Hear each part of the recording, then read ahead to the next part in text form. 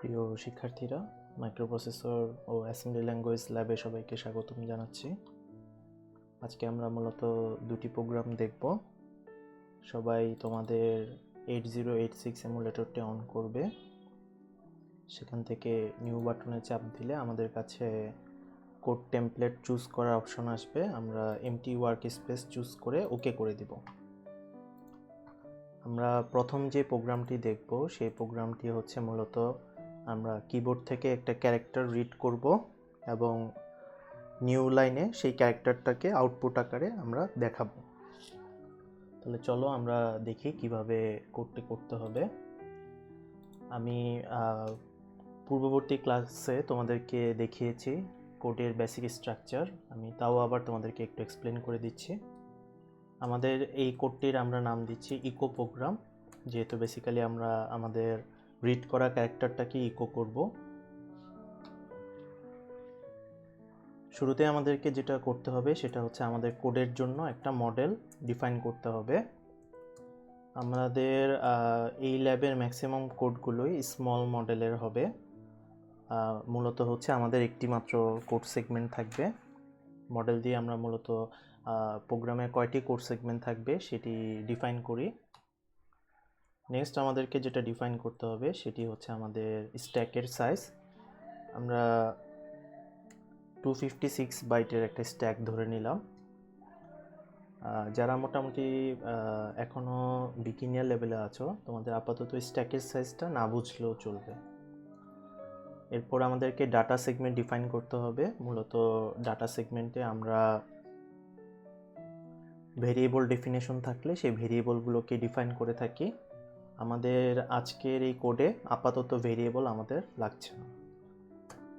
এরপর আমাদেরকে code segment define করতে হবে।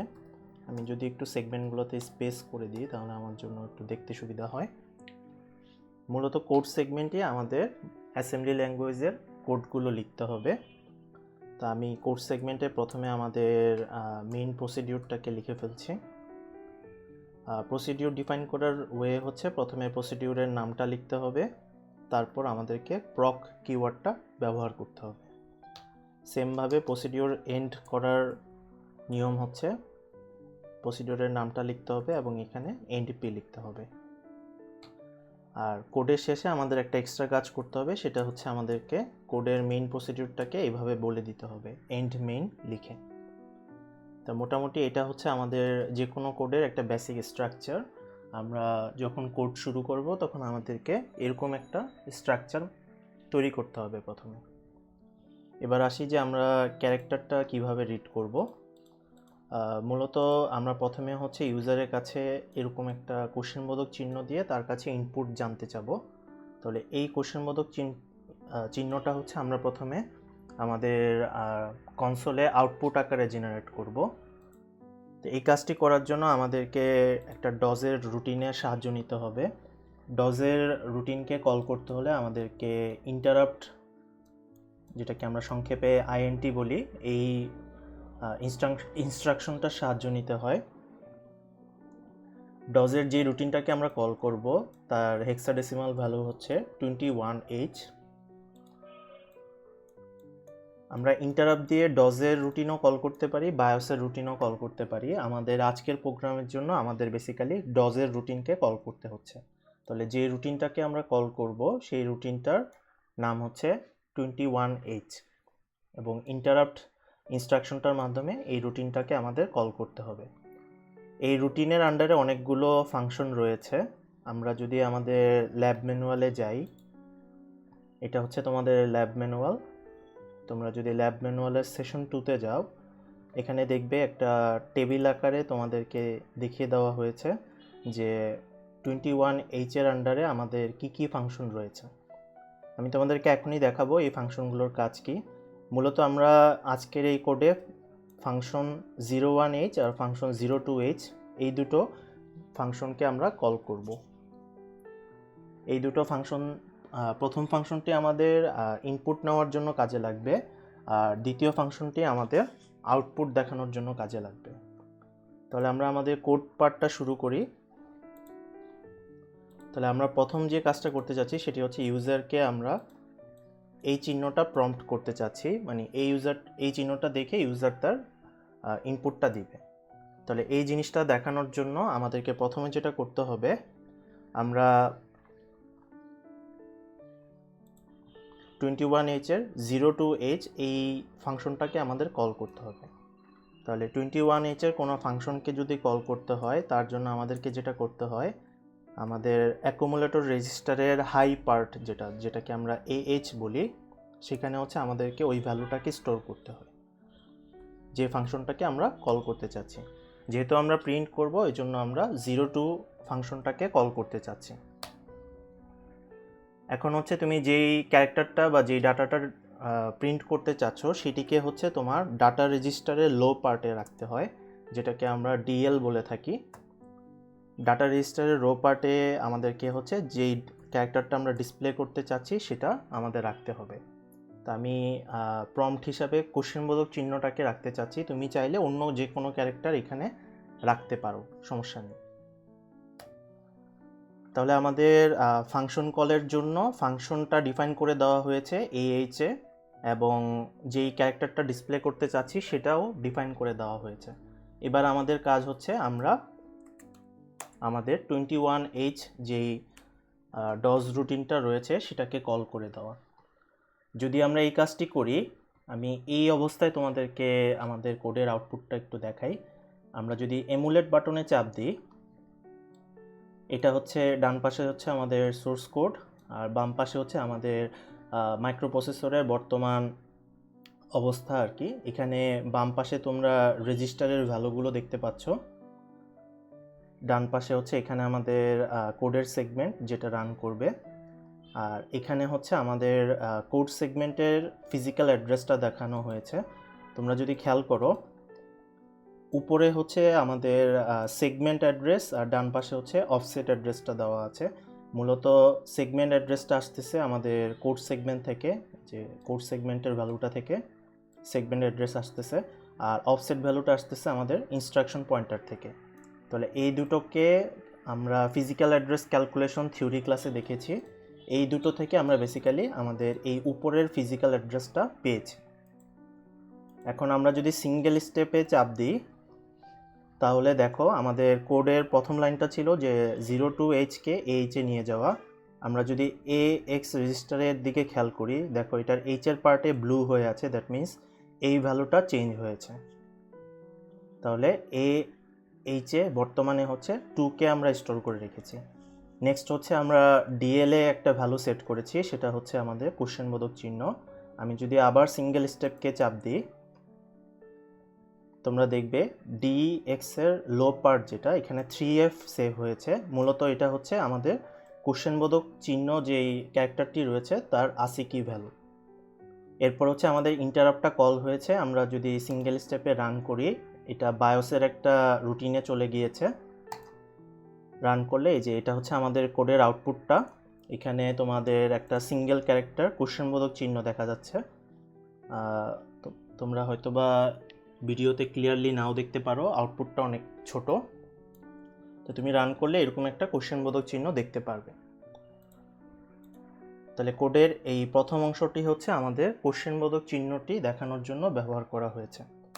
এবার আমাদের নেক্সট পার্ট, সেটা হচ্ছে কোশ্চেনবোধক চিহ্ন দেখানোর পর আমরা ইউজারের কাছ থেকে একটা ক্যারেক্টার ইনপুট নিতে চাচ্ছি। তাহলে আমি যেটা করব সেটা হচ্ছে ইনপুট নেওয়ার জন্য AH এর ভিতর আমরা 01H কে নিয়ে আসব। মূলত 01H হচ্ছে আমাদের ডজ রুটিনের ইনপুটের জন্য যে ফাংশনটি রয়েছে সেটি। তাহলে আমরা 01H কে H এ নিয়ে আসব। এরপর হচ্ছে আমরা ইন্টারাপ্টকে কল করে দিব জাস্ট। তাহলে ডজ রুটিনে 21H কে কল করা হলে আমাদের ইনপুটটি নেওয়া হবে। এবং তোমরা যদি এখানে ডিটেলসটা পড়ো, আমাদের যে ইনপুটটি নেওয়া হবে সেটা হচ্ছে AL রেজিস্টারে সেভ হয়ে থাকবে। আমার পরবর্তীতে আরও কাজ করতে হবে, যার কারণে আমি যেটা করতেছি সেটি হচ্ছে AL এর ডাটাটাকে অন্য আরেকটা রেজিস্টারে সেভ করে রেখে দিচ্ছি। সেটা হচ্ছে আমাদের BL রেজিস্টার। আমরা অন্য কোনো রেজিস্টারও সেভ করে রেখে দিতে পারতাম, আমি BLটাকে ব্যবহার করছি এখানে। তাহলে বর্তমানে BL রেজিস্টারে আমাদের ইনপুট ক্যারেক্টারটা সেভ হয়ে আছে। এবার আমি চাচ্ছি যে আমাদের ইনপুট ক্যারেক্টারটাকে আউটপুট আকারে শো করতে। তো তোমরা যদি একটু খেয়াল করে দেখো, আমাদের বর্তমান যে কনসোলটি রয়েছে, কনসোলে হচ্ছে আমরা ইনিশিয়ালি এটা হচ্ছে আউটপুট আকারে প্রিন্ট করেছি কোশ্চেনবোধক চিহ্ন। ধরে নিলাম যে আমি একটা ক্যারেক্টার রিড করেছি ইউজার থেকে, সেটা হচ্ছে সি। তাহলে বর্তমানে আমাদের যে কার্সর বা পয়েন্টার সেটা হচ্ছে সি এর পরে রয়েছে। তা আমি চাচ্ছি যে আমি যে ক্যারেক্টারটা ইনপুট নিয়েছি যেটা হচ্ছে আমাদের সি, এই ক্যারেক্টারটাকে আমি নিচের লাইনে প্রিন্ট করব। দ্যাট মিন্স আমাদের আউটপুটটা এখানে প্রিন্ট হবে। এই কাজটি করার জন্য আমাকে যেটা করতে হবে, প্রথমে হচ্ছে আমাদের কার্সরটি যেখানে রয়েছে এটাকে লাইনের শুরুতে নিয়ে আসতে হবে। এই জিনিসটাকে বলা হয় ক্যারেজ রিটার্ন।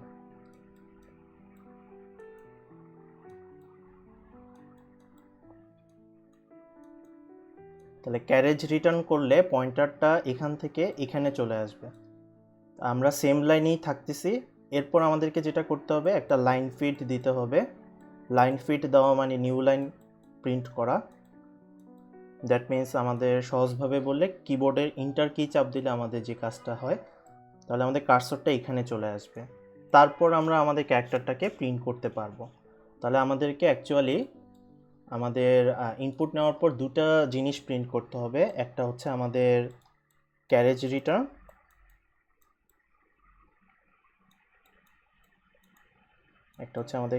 রিটার্ন,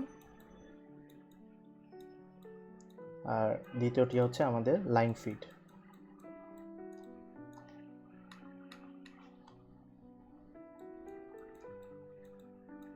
তাহলে আমাদেরকে এই দুটো ক্যারেক্টার আগে এক্সট্রা প্রিন্ট করতে হবে। তো ক্যারেক্টার প্রিন্ট করার সিস্টেমটা আগের মতোই, আমরা এই ব্লকটুকুতে ক্যারেক্টার প্রিন্ট করেছিলাম। তা আমি তোমাদেরকে সেমভাবে দেখাচ্ছি কিভাবে ক্যারেক্টারটা প্রিন্ট করবে। প্রথমে আমি ক্যারেজ রিটার্নটা প্রিন্ট করতে চাচ্ছি, তাহলে আমাকে AH-এ 0 to H সেট করে নিতে হবে ফাংশনের ভ্যালু হিসাবে।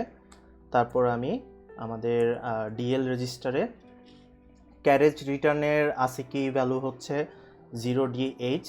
এটা তোমরা তোমাদের থিওরি বইয়ের, আমি একটু লিখে দিচ্ছি, সেকশন 4.8.1 এখানে একটা টেবিল দেওয়া আছে। ওই টেবিলে তোমরা পাবে যে একটা ক্যারেজ রিটার্নের ASCII ভ্যালু কী। তো ক্যারেজ রিটার্নের ASCII ভ্যালু হচ্ছে ডি। যেহেতু ডিএল রেজিস্টার হচ্ছে 8 বিটের, তাহলে আমাদেরকে 0DH লিখতে হবে। আশা করি সবাই এটা বুঝতে পেরেছো। এরপর জাস্ট আমরা ইন্টারাপ্টটাকে কল করে দিব। তাহলে এই কাজটা করলে আমাদের ক্যারেজ রিটার্ন প্রিন্ট হবে। দ্যাট মিন্স আমাদের কার্সরটা লাইনের শুরুতে চলে আসবে। এরপর আমাদেরকে একটা নিউ লাইন ক্যারেক্টার প্রিন্ট করতে হবে। তার জন্য আমি আবার প্রিন্ট ফাংশনটাকে কল করছি AH-এ 0 to সেট করে। এবার ডিএল-এ আমরা সেট করব লাইন ফিড বা নিউ লাইনের ASCII ভ্যালু, যেটা হচ্ছে আমাদের 0A।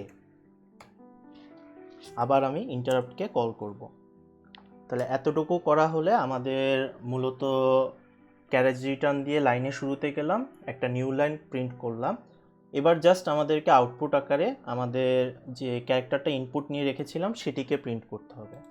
তাহলে প্রিন্ট করার জন্য আমি সেমভাবে আবারও কমান্ড দিব। তার আগে আমাকে একটা কাজ করতে হবে, সেটি হচ্ছে আমাদেরকে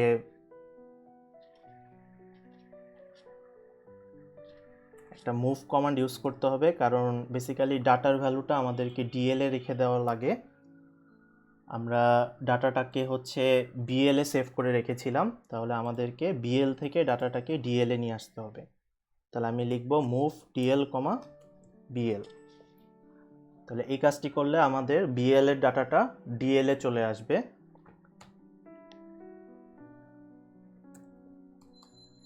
আমরা এরপর জাস্ট ইন্টারাপ্টটাকে কল করে দিলেই আমাদের কাঙ্ক্ষিত আউটপুটটা দেখতে পারবো। এখানে আমি মুভ এইচ, 2 0H এটা আসলে না লিখলেও চলতো, কারণ AH এর ভ্যালুটা চেঞ্জ করা হয়নি, এটা 0 to H-ই রয়ে গিয়েছে। তাহলে আমি ওই লাইনটিকে কেটে দিচ্ছি।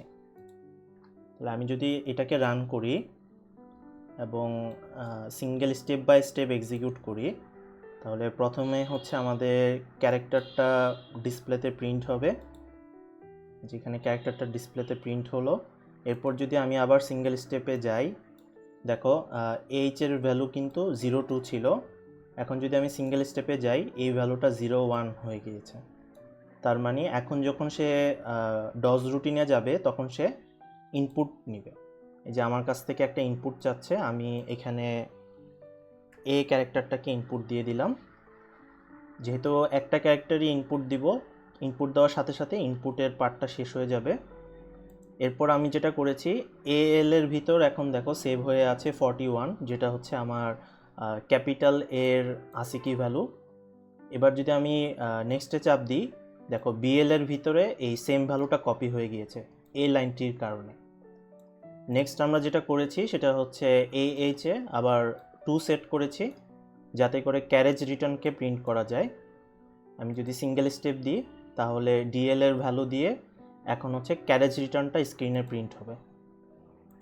তার মানে হচ্ছে আমাদের কার্সরটা এখন লাইনের শুরুতে চলে আসলো। সেমভাবে ক্যারেজ রিটার্ন আর লাইন ফিডের আউটপুট আমাদের স্ক্রিনে শো করে না, এই কারণে আমি আসলে এটা তোমাকে দেখাতে পারছি না, কিন্তু ব্যাকগ্রাউন্ডে এটা কাজটা হচ্ছে।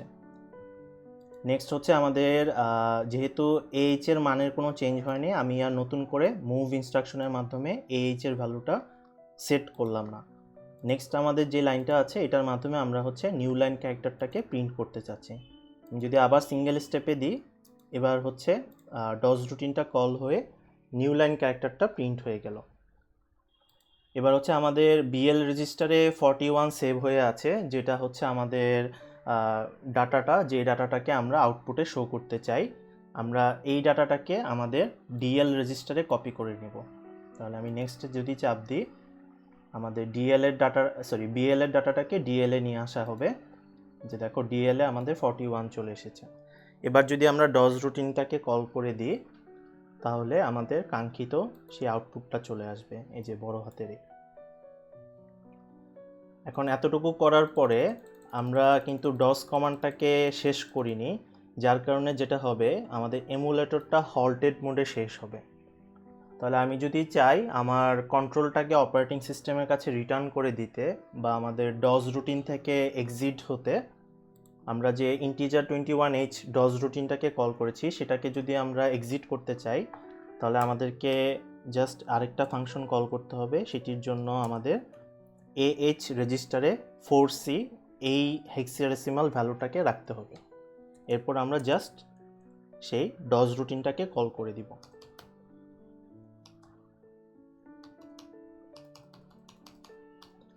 এখন যদি আমি এমুলেট করি, এবার আমি সরাসরি রান বাটনে চাপ দিচ্ছি, তাহলে আর লাইন বাই লাইন এমুলেট করবে না। তাহলে আমি যদি এ লিখি, দেখো আগের সাথে এবারে পার্থক্য হচ্ছে, এবার আমাদের আর হল্টেড লেখাটা দেখাচ্ছে না, এবার বলা হচ্ছে program has returned control to the operating system. That means এবার আমাদের যে ডজ রুটিনটি রয়েছে সেখান থেকে আমরা সাকসেসফুলি বের হয়ে এসেছি। এর আগের বার আমরা ডজ রুটিন থেকে বের হয়ে আসিনি, আমাদের প্রোগ্রামটা হল্টেড মোডে শেষ হয়ে গিয়েছিল। এবার আমরা সাকসেসফুলি ডজ রুটিন থেকে বের হয়ে এসেছি। তাহলে এটা হচ্ছে আমাদের একটা সিম্পল প্রোগ্রাম, যেটার মাধ্যমে আমরা আমাদের কিবোর্ড থেকে একটা সিঙ্গেল ক্যারেক্টার রিড করতে পারি এবং সেই রিড করা ক্যারেক্টারটিকে নতুন একটা লাইনে প্রিন্ট করতে পারি। তো আশা করি তোমাদের কোডটা বুঝে গেছে। যদি এই কোডে প্রবলেম থাকে আমাকে লাইভ ক্লাসে জিজ্ঞাসা করতে পারো। আমরা আজকে আরও একটি প্রোগ্রাম দেখব, তাহলে আমরা নেক্সট প্রোগ্রামটাতে চলে আসি।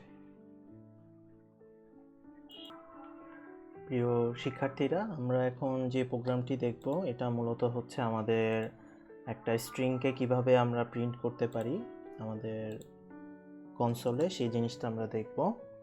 আমি কমেন্টে এই প্রোগ্রামটার নাম দিচ্ছি, এটা হচ্ছে আমাদের প্রিন্ট স্ট্রিং প্রোগ্রাম।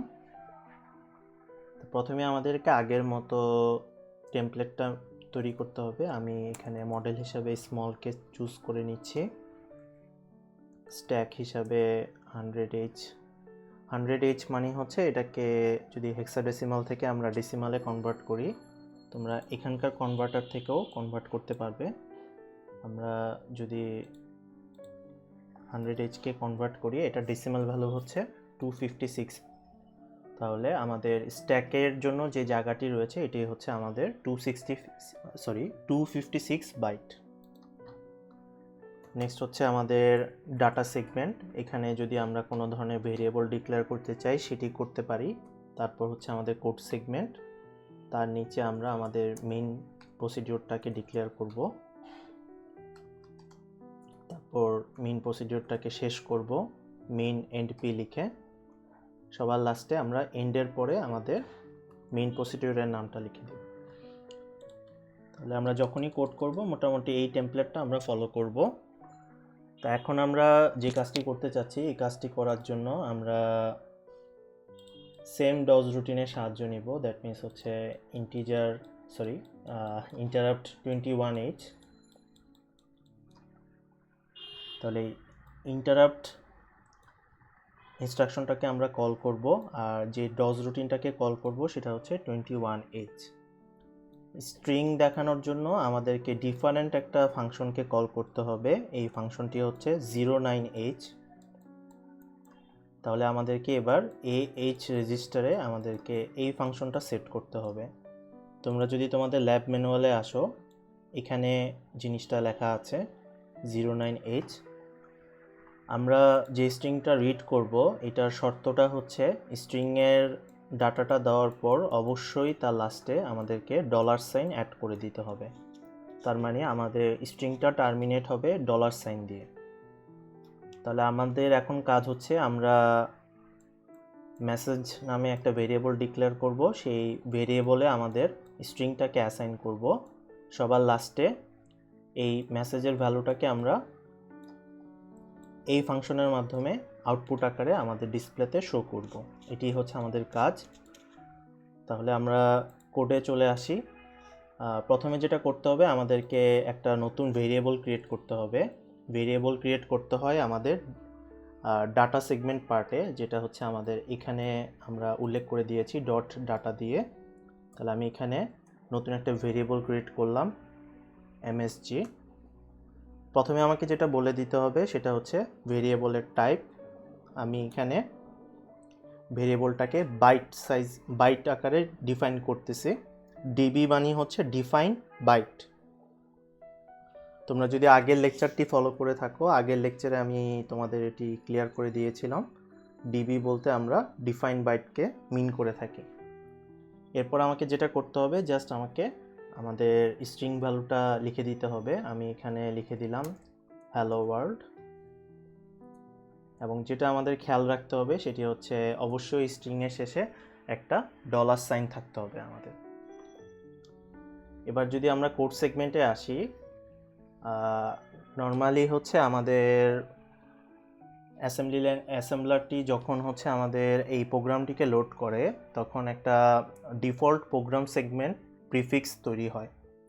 যদি আমি কখনো ডাটা সেগমেন্ট ইউজ করে না থাকি, মানে ডাটা সেগমেন্টে যদি কোনো ভেরিয়েবল আমার ইউজ করা না লাগে, তাহলে আমাদের ওই ডিফল্ট প্রোগ্রাম সেগমেন্ট প্রিফিক্স দিয়েই কাজ হয়ে যায়। কিন্তু আমরা এখানে দেখতে পাচ্ছি যে আমাদের ডাটা সেগমেন্টে আমরা একটা ভেরিয়েবলকে ডিফাইন করেছি। তাহলে সেই ক্ষেত্রে আমাদেরকে একটা এক্সট্রা কাজ করতে হবে, সেটি হচ্ছে প্রথমে আমাদের ডাটা সেগমেন্টের অ্যাড্রেসটাকে আপডেট করতে হবে। এই কাজটি করার জন্য আমি যেটা করতে পারি, আমাদের যে ডাটা পার্টটি রয়েছে এটার অ্যাড্রেসটিকে প্রথমে AX এ লোড করতে পারি। এটার জন্য আমরা হচ্ছে এই কমান্ডটা ইউজ করতে পারি। তাহলে এই কমান্ডটা দিয়ে বোঝাচ্ছে আমাদের ডাটা সেগমেন্টের যেই আমরা এখানে যে ডাটার পার্টটা ডিক্লেয়ার করেছি তার অ্যাড্রেসটিকে আমরা AX রেজিস্টারে নিয়ে আসতে চাচ্ছি। পরবর্তীতে আমরা যেটা করব, আমাদের ডাটা সেগমেন্ট রেজিস্টার হিসাবে আমরা AX এর ভ্যালুটাকে সেট করে দিব। তাহলে এই কাজটা আমাদের এক্সট্রা করা লাগবে যদি আমরা কখনো আমাদের কোডে ভেরিয়েবল ব্যবহার করতে চাই। যদি ভেরিয়েবল ব্যবহার না করি তাহলে এই দুটি লাইন লেখার আমাদের দরকার নেই। নেক্সট আমরা যেটা করব সেটা হচ্ছে এই ভেরিয়েবলটির অ্যাড্রেসটিকে আমাদের ডাটা রেজিস্টারের অ্যাড্রেস হিসাবে সেট করে দিব। ডাটা রেজিস্টার মানে হচ্ছে আমাদের DX রেজিস্টার। এটার মেইন কারণ হচ্ছে আমরা 21H এর 09 যে ফাংশনটাকে কল করব, এই ফাংশনটা বেসিক্যালি তার ডাটাটা মানে প্রিন্ট ফাংশন করার জন্য ডাটাটা নেয় হচ্ছে DX রেজিস্টারের কাছ থেকে।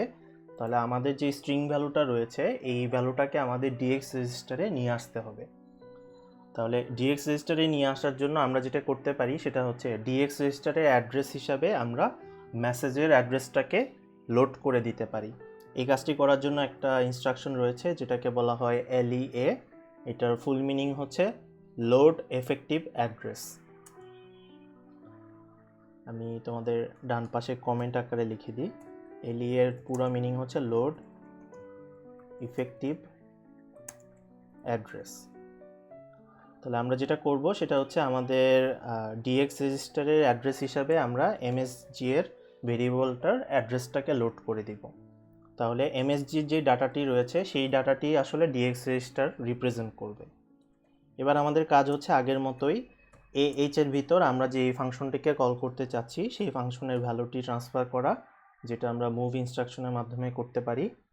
এবার জাস্ট আমরা আমাদের ডজ রুটিনটাকে কল করে দিব। আমাদের ডজ রুটিনটা হচ্ছে 21H, যেটা আমরা ইন্টারাপ্টের মাধ্যমে কল করব। আর মেসেজ দেখানোর পর ডজ রুটিন থেকে বের হওয়ার জন্য আমরা মুভ 4CH এটাকে H এ নিয়ে গিয়ে আবার ইন্টারাপ্টটাকে কল করব। তাহলে নিচের দুটি লাইন হচ্ছে আমরা ডজ রুটিন থেকে বের হওয়ার জন্য, মাঝের এই তিনটি লাইন হচ্ছে আমাদের ডাটাটাকে প্রিন্ট করার জন্য, আর প্রথম দুটি লাইন হচ্ছে আমাদের